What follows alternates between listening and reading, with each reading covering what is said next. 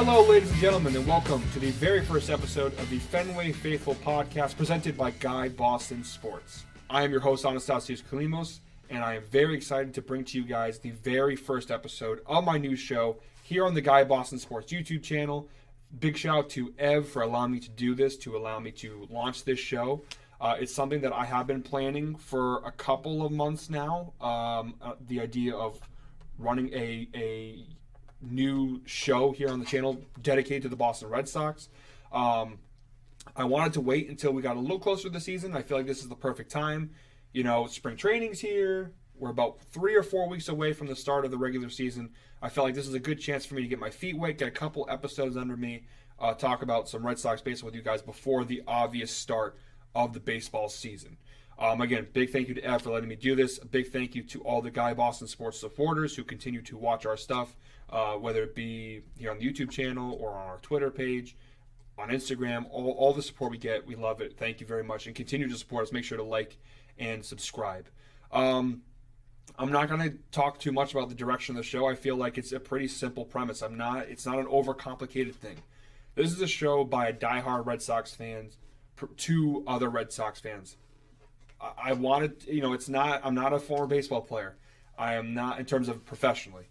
I'm not an analyst. I'm not a studio analyst. I'm not a professional by any sense of the definition. I am a diehard Red Sox fan who is passionate about talking about the Red Sox, who just wanted a platform to go ahead and express my takes, my feelings, to share my love of the Red Sox with Red Sox fans and the world.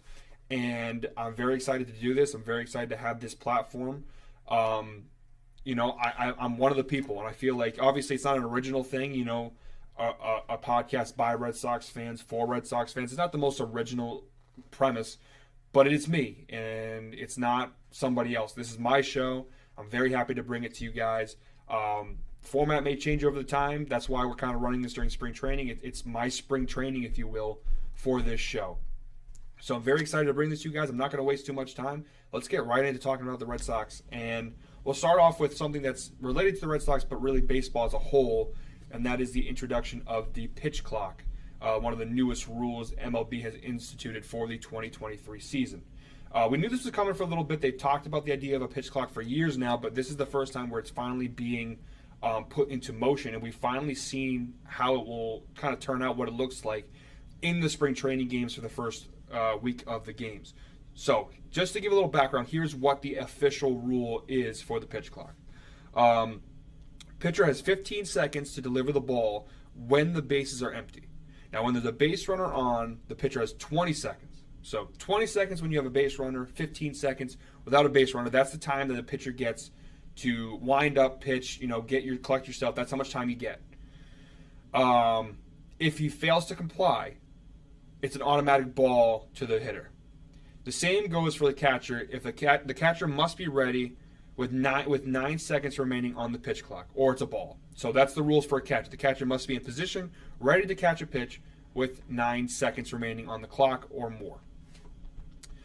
For hitters, there's also a violation. If the hitters must be in the box and ready to face the pitcher with no less than 8 seconds remaining. Otherwise, it's an automatic strike to the pitch count. So those are the new rules. It was put in place by Major League Baseball in an attempt to quicken the pace of play, to shorten the length of games. Again, this is something that's been talked about for many years now, and they finally put it into motion. It's gotten some mixed reviews. A lot of people have opinions on it, including myself. A lot of mixed opinions between former baseball players, current baseball players, coaches, management, owners, across the board. What I will say is this. I'll give my take first off. My take is that this is something that will be good for baseball. Do I necessarily love how it looks right now? No. I will be honest, I don't love it, but I understand why baseball has done it. I understand why it needs to be done. And I do agree with it. I do agree with the idea of a pitch clock. Do I agree with the exact format and rules as it applies currently?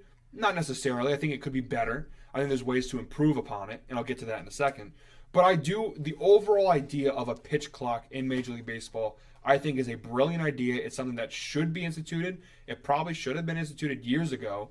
And I know that could be controversial in the eyes of baseball purists, in the eyes of diehard baseball fans.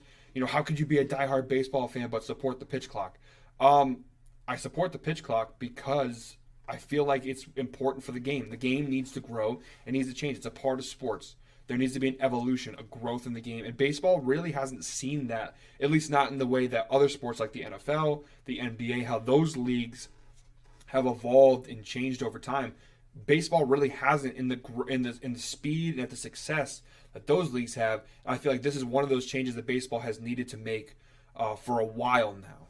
Again, do I feel like I agree with everything? No, I think the 15 seconds is too quick. I've been watching the games, especially that first game. I think was it the Marlins were playing. Pretty sure it was the Marlins. That first kind of instance I think most of the baseball world saw of the pitch clock. And I'll be honest, it's too fast. I think 15 seconds is too quick.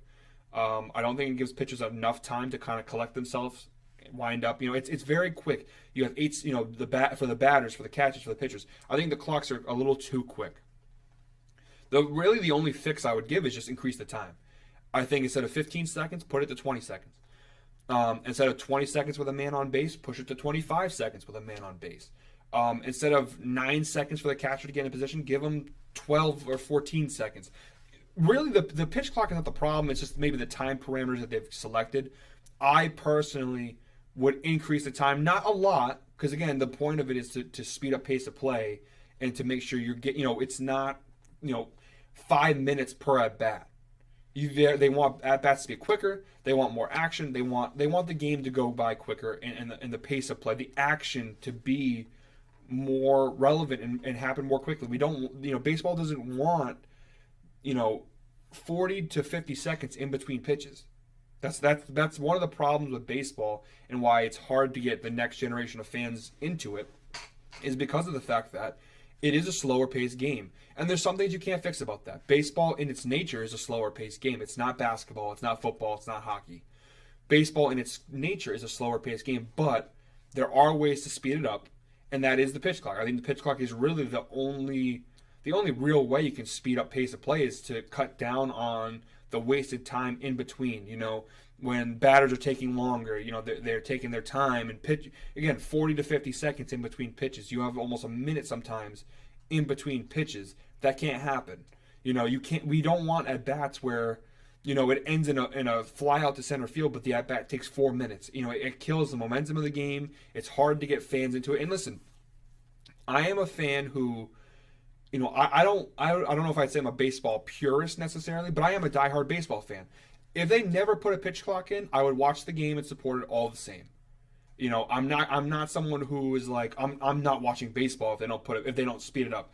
I understand going into it. It's a game that I've watched my whole life. It's a slow game. It's something that for me I can accept. Some people, newer baseball fans, it's tougher, and that's why they're doing this. These rules are not put in place for fans like you and me, or the diehard fans, the guys who they're going to watch baseball regardless if there's a pitch clock or not. This is for the general audience. This is for the people who aren't big baseball fans, who they're trying to turn into big baseball fans. That's why they're doing this.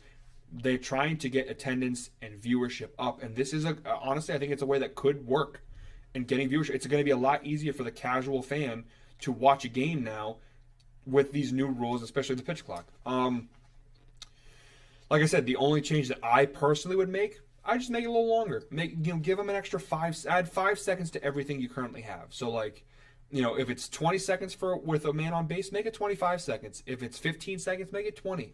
Add 5 seconds. That's all I'm saying. Just make it a little longer. If you do that, I feel like it'll be enough to give them enough time where you don't have to rush your pitches, but it still tells you gotta go. You don't have time to sit there and spit and look around at the crowd and it gives you enough time where you have time to do your routines and have your form, but you're not taking too much time up for the game. And so, like I said, the pitch clock, I love the idea of it. The execution thus far is so-so. Like I said, I don't love it. I think it is too fast, especially when there's no base runner on. 15 seconds is quick. I mean, you throw the pitch, you get the ball back, and already you're down to 12 seconds. I think that needs to be some extra time added to it. But for the most part, I like the rule. Mixed opinions. Like Alex Cora, the Red Sox manager, he agrees with it. He likes the idea. I think if you look at everybody, I think for the most part, it's either mixed to good. I don't see a lot of people who hate it. I see a lot of like who are with me, where it's like, I like the rule. I think it's needed for baseball, but I think it's not the best it could be right now. Or you have people who love it, who are like, oh, this is perfect for the game. I ran a poll on the Guy Boston Sports Twitter account to kind of get some opinions from people on what they thought. The sample size is small because I just posted not too long ago. So it's not, take that with a grain of salt. It is a smaller sample size. But with the Guy Boston Sports, we have a couple hundred votes. 47, I had the options of they love it, they hate it, they're mixed on it, mixed on it and it needs work. At the time of recording, 47% of the voters on the poll say they love it. They love the pitch clock, they love the rules. 11% say they hate it. And 42% say they're mixed on it, it needs work. And again, that's where I said I feel like that's the majority of the baseball community and fans are kind of on, is we're mixed on it. We don't love it. It's not the best it could be. Or you're really into it. You think it's a great idea. I'm mixed on it. I think it needs work. That's where I currently, that's where I reside in terms of my opinion. But I think the majority of the baseball community is like, this is necessary. We need this. It has to happen. Does it need work? I think a lot of people agree it's not perfect, but I think, again, 89% believe that, it's not bad. They're not saying that, 42% are saying they don't love it, but they don't hate it either. Only 11% say they hate it. And I think that's kind of across the board what I've seen is like there is a small portion of people who hate this. I have friends who, I proposed this question to my friends, and some of them were like, yeah, we need the pitch clock. It needs to happen. Some of them were looking with me, yeah, it needs to happen, but it needs work. And I have friends too who were like, I hate this. It's bad for baseball. It ruins the tradition of the game. And I see all sides of the argument. I completely understand what the baseball purists or fans who are on the side of, I think this ruins the game. It hurts the tradition. I get that. I get it, and I understand where they come from. Unfortunately, though, that's the sport of baseball needs to evolve. I understand it's a sport of tradition, but it's a sport that, unfortunately, it's gotten stale to the general public. Again, to fans like me, to fans like my friend who doesn't agree with the pitch clock, they're going to watch the game regardless. But these changes are not for you and me. The changes are for the general audience who don't tune into the games on TV, who think the games are too long, who think that the pace of play is too slow. That's what these rules were for. And I think for that general audience, this will improve viewership. I think it will get people more invested in baseball. It's going to be a lot easier to watch games with this new pace of play. And you're already seeing the impact. You're already seeing, in spring training, the impact of the new rules. This number I got from Twitter. 11 out of 16 spring training games heading into Sunday's play ended in around 2 hours and 30 minutes. That's not a time cut. That's a radical makeover. A half hour off the recent regular season pace. One Sunday game ended in a thrillingly brisk 2 hours and 7 minutes. So the average pace of play in baseball had been like 2 hours and 50. I don't have the exact number. 2 hours and 50, let's say 5 minutes, is the average play last season in a baseball game. In spring training, small sample size. We have only had a couple games, or a handful of games. But you're already seeing the pace of play change. You're already seeing the time cut down. And again, this rule wasn't put in just to bring down the time of games. That's definitely part of it. It's definitely part of it was to make the games not 3 hours plus long. It's part of it. But it's part of the pace of play. It's getting the speed of which we get pitches thrown, the action, instead of just having a pitch and then slow and you're looking around and the batter hold up and and all these things, and it takes time. Now it's, hey, you got 15 seconds, let's go, get the ball back, get your wind up, throw the pitch in, next pitch, next play. That's how the game is, and some people are going to hate it. I understand. Some people are going to love it. And again, some people are going to be in the middle. But I think we have to all agree, though, even that 10% who hate it, it's a necessary evil. It has to happen. Baseball is fallen far behind league like the NBA and the NFL. It's just the unfortunate truth. The game has not evolved in the way that other leagues have. And it's part of it. Every league evolves. It's part of sport. It's part of life. Not just sports. Look at businesses. 30 years ago, computers were not a necessity in business places. Now, if you don't have any kind of computer or a laptop or look at I own a restaurant in the restaurant business. You need a POS system nowadays. You do. You can try and operate without one and maybe you get by, but it's not efficient. You need a point of sale system. You need a computer system. Everything has evolved. The way we stream, the way we get information, the way we do everything in life is faster, it's more streamlined, it's efficient. The same with sports. That's why you're seeing leagues like the NFL and the NBA, they continue to go up because they're innovating. They are changing with the times. Look at the National Football League now to 10 years ago. Completely different sport. And now, listen, you may not agree with it. There are certain aspects of the game that I don't like how the NFL has evolved. There's certain aspects of the NBA that I don't like has evolved. But we have to agree that it's necessary. It's part of it. It's part of the game. It has to evolve. It has to change. Sometimes it's for the better. Sometimes it's for the good. I'll be honest. There are parts of the NBA where they are more exciting. There's more offense. There's more scoring. It's quicker pace. It's a lot faster. It's also a lot less defense. It's also a lot less physical. There are trade-offs to everything. The players, it's a lot easy. The players have more personality. There's more drama. There's more entertainment. But with that comes more player movement, and with that comes less. You have players changing teams every year. Kevin Durant now has gone from Oklahoma City to Golden State to Brooklyn to Phoenix. That's the trade-off, right? And the same thing's going to happen with baseball. And baseball, for the longest time, has tried to avoid this. Unfortunately, if you want to grow and you want to stick around for 50 to 100 more years, you got to evolve. You got to be willing to change your game because baseball naturally is a slower paced game, and we are a fast paced society. Again, I'm not saying I necessarily want that. I love baseball the way it is, but I also know if I want the game to be around for my kids and my grandkids and for generations to come, the game's got to evolve, and it has. I'm not, I think the game sports evolve in two ways. There's a natural evolution in terms of the athletes and the way the strategy and the way the game's played. That's natural. That just happens, whether the league forces that or not. Steph Curry, the league can't predict Steph Curry. The NBA couldn't formulate that. Steph Curry just happened. There's never been a three-point shooter like him, and his explosion into the league, it changed the game forever. Now three-point shooting is a necessity. It's a staple. Spacing and pacing. Before it was some teams did it, now every team does it. You have to be able to shoot a three. Doesn't matter if you're 6 feet tall or 7'2". You got to be able to pass the rim protecting big mans. You can't just be a shot blocker anymore.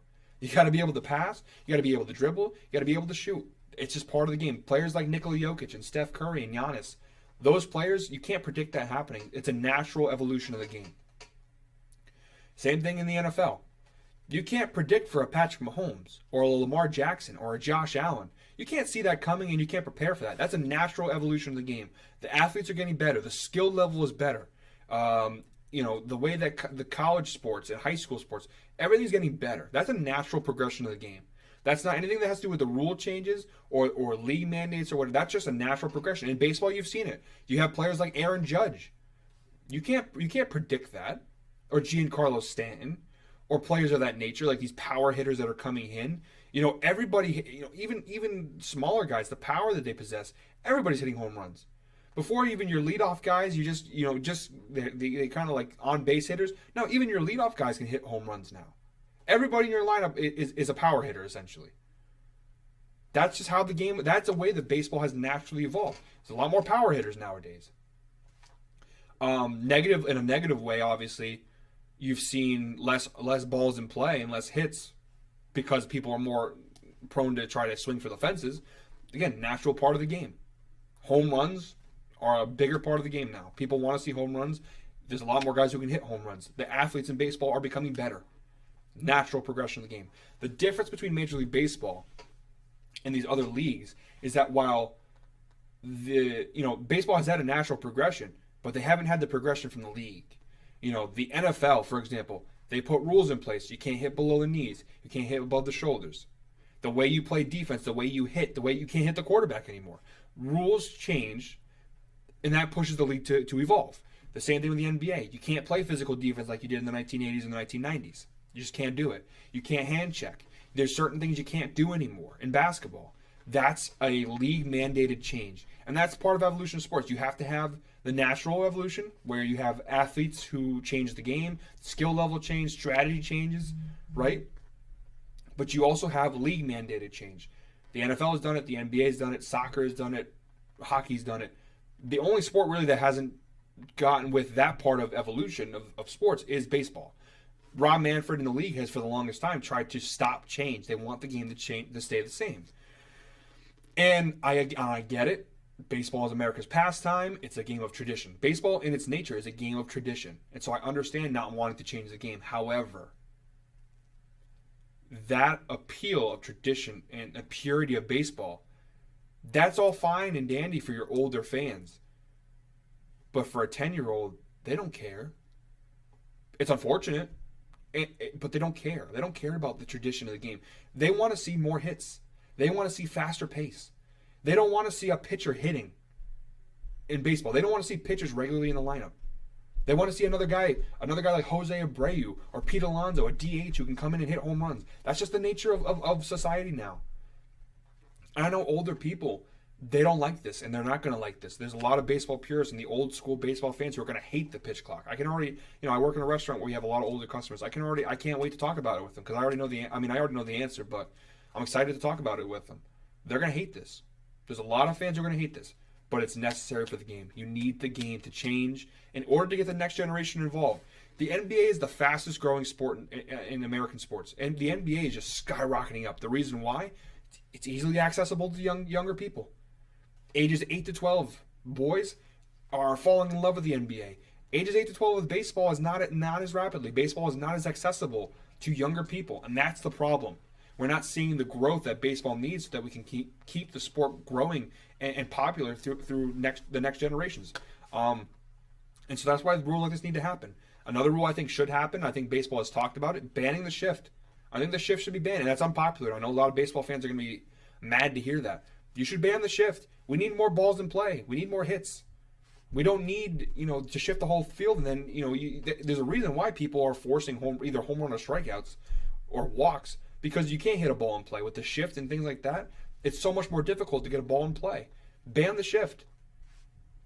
I know it's a part of the game, it's a strategy, but if you want your product to survive, if you want to get more people, the casual audience involved, these are things you got to do. Ban the shift. Universal DH. Pitch clock. Now, they've already done, obviously, universal DH. They've now instituted the pitch clock. I think banning the shift comes next. I want baseball to survive, and that's the reality of it. I don't mind it. If the sport never changed, I'd still love it just the same. But you have to be realistic, and you have to understand it is a business. The way our society is now, slow-paced sports like baseball are going to have a hard time growing and surviving. You gotta speed up, man. You gotta speed up, and baseball's doing it. I think they're doing it the right way. Does it need work? Yes. I think you gotta meet in the middle. Institute your pitch clock. Just don't speed it up 15 seconds when there's no base runner on. Make it 20. Make it 20 something. 15's too quick. That's all. The pitch clock's not a bad idea. Just maybe add a little more time. Slow it down a little bit. But even for me, I'll be honest. I love the Red Sox. I love baseball. That doesn't mean I don't sometimes I'm like, oh, this game is taking forever. I wouldn't mind a 2.5-hour game where the pace is faster. I'm not going to lie to you. When you're watching on TV, that's the thing. When you go to the ballpark, it doesn't matter if the game is 3 hours or 4. You have a great time. Everyone always says it. When you're in the ballpark, when you're in person, baseball, doesn't matter how slow it is, you love the game. But the problem is the TV ratings and TV in general. It's hard to watch baseball on TV for a casual fan. These rules will hopefully change that. So, again, I understand people who are upset about it, but it's a necessary evil that has to happen if we want baseball to keep growing and surviving going forward. In our society, we're just a fast-paced, constantly moving. We need action. Baseball is not that. It's never going to be that entirely. But these rules will help it get closer to that and will hopefully help the game continue to grow. So that's the pitch clock. And we've already seen, so there is, before I move on, there is a little controversy, obviously, with the strikes. And that's another part where I'm kind of like, is there a way we can change that? So, again, if the batter doesn't get back in the box with, before the 8 seconds, they have to be in the batter's box with at least 8 seconds remaining on the pitch clock. If they don't, it's a strike. Well, we've already seen some of the negative side effects that can have. In the Red Sox Braves, the spring training game, 6-6, bases loaded for Atlanta, bases loaded 6-6, bottom of the ninth. Full count, 3-2. Batter doesn't get back in the box. Strike 3, game over. Obviously, in spring training, it ends in a tie. There's no extra innings. Game over on a batter violation of the pitch clock. Now, the players have to get used to it, and obviously that's a matter of baseball's been played one way forever, and now all of a sudden this rule comes in. You're going to see it happen a lot. There's going to be a lot of strikeouts and a lot of these kind of instances with the pitch clock violations. Walks, too. I'm sure we're going to see walks like that, too. It's something the players got to get used to, and that's why they're doing it in spring training. It gives them a month to get used to it. It's unfortunate. I really don't want to see games end. Like, imagine a playoff game ending on a batter violation because he was 1 second late to get in the batter's box. That's something I think baseball should consider. Is there another way? Is there another way to change that? I don't mind calling a strike. Can there be a rule where there can't be a strike 3?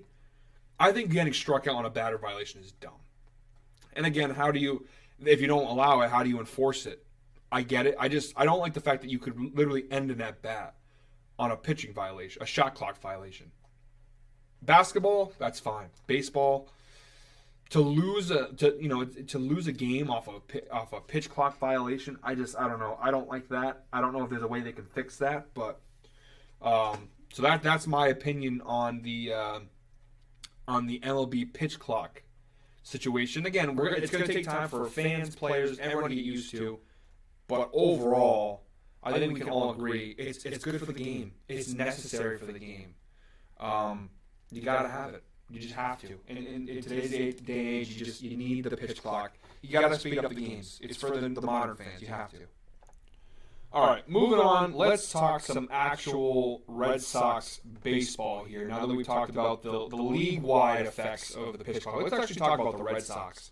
I'm not going to go into my full season preview. I'm going to wait probably closer to the start of the season, probably like the week before opening day. I'll probably release my actual season preview for the Red Sox. But for now, I thought maybe because I've never done this before. This is a new show. I haven't really got my thoughts out there on the offseason. We could do a little Red Sox offseason review that could then lead into sort of like what my expectations are for spring training, what I'm looking for in spring training. It's no secret we didn't have a great offseason. I'm not going to sugarcoat it. It was not a great offseason. It was a bad offseason for the Red Sox. What I will say, and my opinion has changed on this a little bit. If you had asked me 4 or 5 weeks ago my thoughts on the Red Sox offseason, I would have said disaster. I would have said this was horrible, a nightmare. You couldn't get any worse. And while my opinion has changed, I still don't think it was a good offseason. I still think it was a bad offseason. My opinion has changed to where it was bad, but it could have been worse. I thought they did a good job in some areas. Obviously, overall, I still think it was bad, but I wouldn't call it a disaster anymore. I think looking at it, having time to look at it and examine it, it was a bad offseason. Not a disaster, though. It could have gotten a lot worse. Let's get it out of the way. The Xander Bogaerts situation. I'll never forgive John Henry. I'll never forgive Bloom for what transpired with that. I'll never forgive them. I'm at the point where, truthfully, I hope John Henry sells the Red Sox. And it's crazy because he's brought a lot of success. You're looking at it right here, World Series hat. I mean, we won championships under Henry. He's done a good job of, in the modern era, making the Red Sox, one of baseball's, diamond programs. But he's fumbled a lot of these situations now, whether it be Mookie Betts, whether it be Bogaerts. I mean, he thankfully didn't do the same with Devers. But this was a situation that was avoidable. It didn't have to go this way. They could have signed Bogaerts 2 years ago, realistically, for a lot cheaper than what he got from the Padres. They were cheap. One of the richest organizations in the sport, up there with the Yankees and Dodgers, didn't want to dish out the money at the time. They kept trying to bet on themselves and bet on the fact that Bogaerts wouldn't be worth it. And Bogaerts kept proving them wrong. He kept getting better and better. His value kept going up and up. And it went to the point where they got priced out. And then it honestly became a point where you couldn't afford him. So I don't blame Bogaerts for leaving in the slightest. He did what he had to do. He was, they did him wrong for years. He should have been paid and signed years ago. They kept pushing it and pushing it, and it was a sign of disrespect. The guy's arguably the best shortstop in baseball, if not top 3 for sure. And you just kept pushing it off and pushing it off to the point where, how can you not take it as a sign of disrespect? So I don't blame Bogaerts at all. I blame the Red Sox entirely.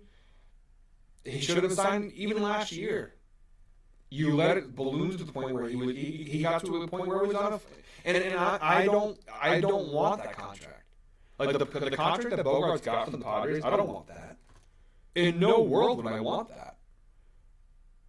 But that doesn't mean I didn't want him resigned. We should have. This should have been taken care of years ago.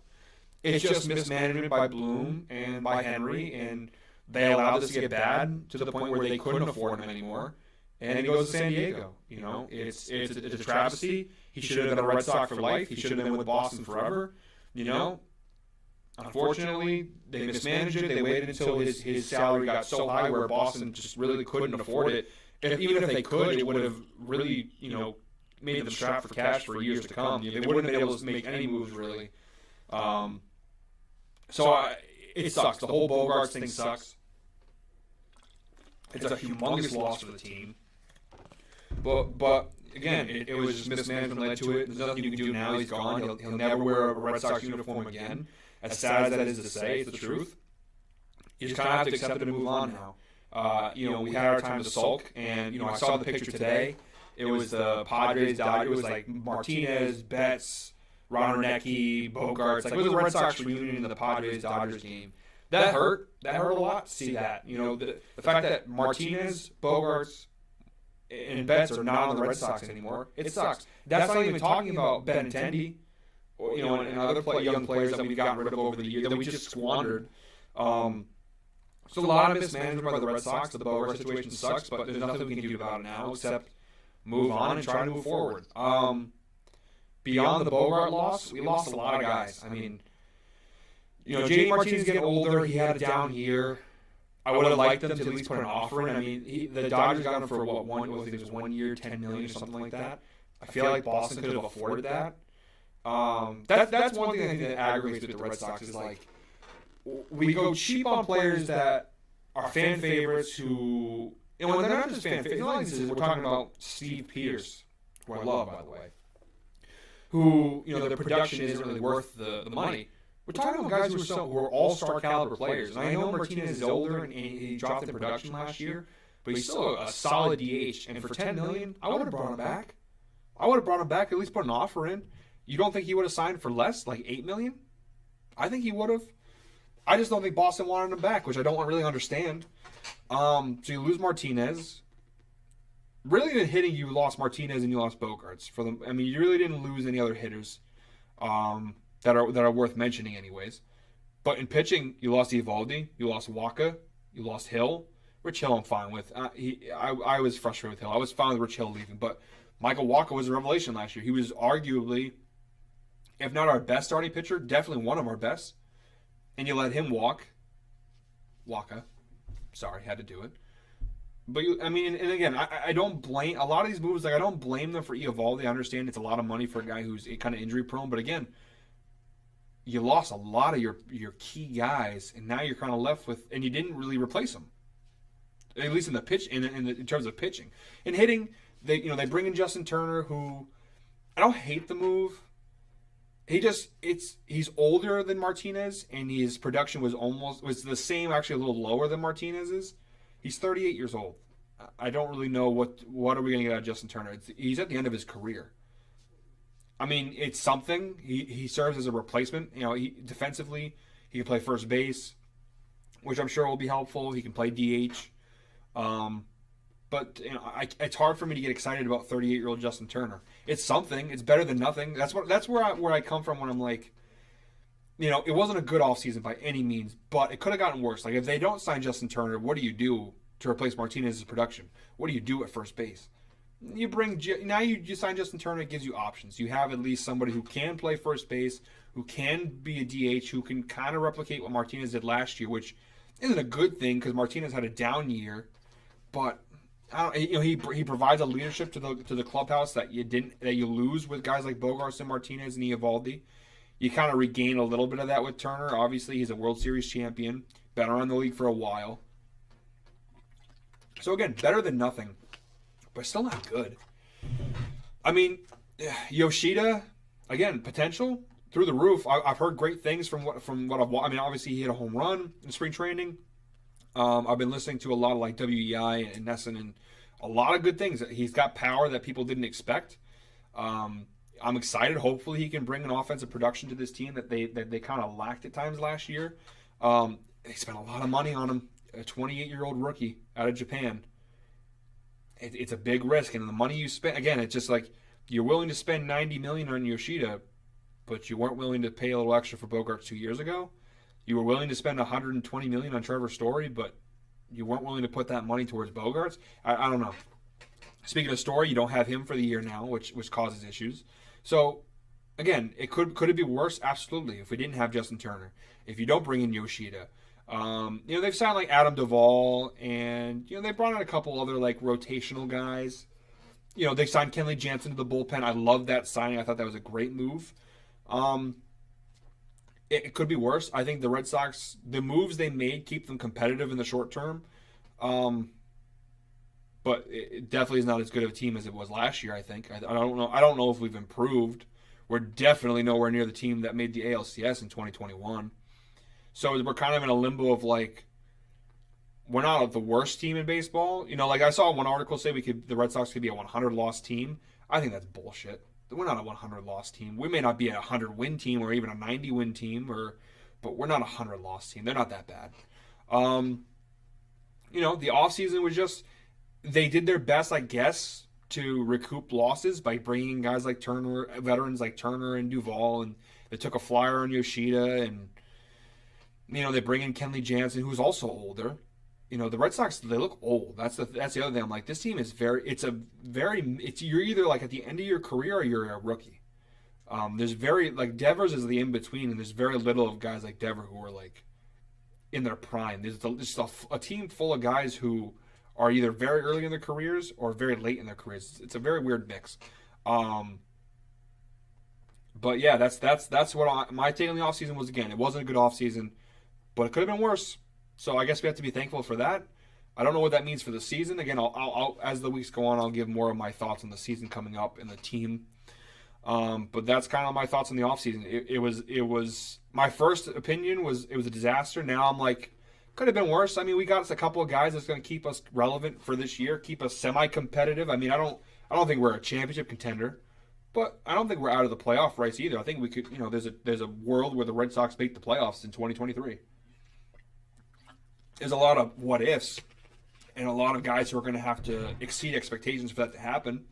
But yeah, going into spring training, what am I looking for? I was listening to WEI, like I said, and I was listening to an interview with Lou Merloni, who's down in Florida for spring training, and what he said was really spoke volume, but I agree with it 100%.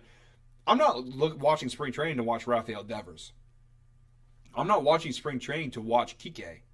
I'm watching spring training to watch Yoshida, to watch Tristan Cassis, to watch Marcelo Meyer, I guess to watch Bobby Dahlbeck, although I kind of wish Boston would be done with him by now. To watch the new additions, the younger guys. I'm not watching to watch Justin Turner. Justin Turner is what he is. He's a clubhouse leader. I think he was it 214 he hit last year. He's not a great hitter anymore. If he hits over 200, if he hits 20 home runs, I'm happy with him, honestly. I'm watching for the new guys. I'm watching for the young guys. The Red Sox, guys like Jarren Duran, who played great today against the Twins. Those are the guys who ultimately are the X factors on this team. It's not going to be guys like Devers. Devers, we know he's going to be good. It's expected. The guys who are going to move the needle and decide basically where the season goes are the like Tanner Houck, like Garrett Whitlock, like Carter Crawford, like Jarren Duran and Cassis and Mayer and all these guys. They're the ones who are going to move the needle for Boston, who are going to get them wins. I'm excited to see them. And so far, I like what I see. Jarren Duran's played really well. Yoshida has impressed me. Like I said, I've heard a lot of good things coming out of the reporters from spring training. I was at training camp. I like what I see so far. I mean, it's only a couple games. We have a full spring training slate ahead of us in the month to come. But that's sort of my initial. Like I said, it was a rough off season. I think that it oddly led to maybe a little bit of a youth movement in Boston. Like I said, it's a very weird team where you have a lot of guys who are very young, like rookies, like Yoshida or Duran or Casas and stuff like that. But then you also have guys like Turner, who's 38, Kenley Jansen, who's older, Corey Kluber, who's older. It's a weird team. But here's the thing. These ragtag Red Sox teams are always dangerous. I don't want to build false hope, but it kind of gives me the vibe of like a 2013 Red Sox. I don't know who would be like the Shane Victorinos and guys like that. You know, the Johnny Gomeses of this team. But, I mean, I never count the Red Sox out. That's the thing. I mean, Alex Cora is still here. I think he's one of the better managers in baseball. You still have Devers. My biggest fear with this team is the starting pitching. I think it could be a disaster. I think the bullpen is a lot better than last year. I think the offense has the potential to be great if these young guys step up. It's just starting pitching scares me because, once again, we're hanging our hat on, is Chris Sale going to be our ace? And I don't know about you, but for me, I'm out on Chris Sale. I've been out on Chris Sale for probably 2 years now. Even if he comes back and even if he can stay healthy, which I don't think he can, his prime was probably 3 or 4 years ago. Like, his best days are gone. And it's kind of the problem with the starting rotation. Again, it's like kind of the problem with the entire Red Sox team is like half the team, their best days are behind them. And now, we're just hoping for the best we can get. And half the guys are so young that we don't know what, they're learning, they're young, and they're developing. I don't know what to expect out of them. In the starting rotation, you have Chris Sale, James Paxton, and Corey Kluber, all way past their prime, all of them with their best baseball behind them, and all of them with injury concerns. And then on the opposite end, you have Cutter Crawford, Tanner Houck, maybe Garrett Whitlock if they decide to use him as a starter. And then you throw Nick Pivetta somewhere in there. Like the starting rotation is not that good. It's if Corey Kluber can stay healthy and kind of rekindle some of his all-star form, cool. If Chris Sale can stay healthy and rekindle some of his all-star form, cool. Do I think it's going to happen? Nope. There's no evidence to show me that. I could be proven wrong. Maybe I'm being a Debbie Downer, but Chris Sale has pitched like 9 games in the last 3 years. I'm just not sold on him being an ace anymore. I think we're just rolling him out there because we're stuck with him contractually. But anyways, guys, I don't want to run. I could go on for a lot longer, but this is my first episode. I just want to give you an introduction to me, talk about some more storylines in spring training. Obviously, a lot of our talk was around the pitch clock, which is one of the biggest storylines in all of baseball right now, not just Red Sox Nation.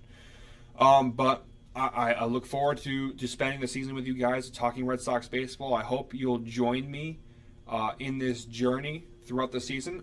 Make sure to like, subscribe. You can follow us. All the social media links are up there for Guy Boston Sports. I also write articles and stuff on there too, along with a couple other Red Sox writers. I'm going to be trying to get some guests on the show. It won't always just be me. Maybe I'll get some co-hosts down the line. But for right now, it's a solo show. But that could change. But thank you very much, guys. I'm very appreciative of all the support you guys the fans of Guy Boston Sports have shown over the years. Keep showing the support. We got a lot of big things coming on the horizon. But signing off from here, this is Anastasios Kilimos. They call me the Greek Freak. This has been the Fenway Faithful Podcast. And we will see you next time. Enjoy spring training.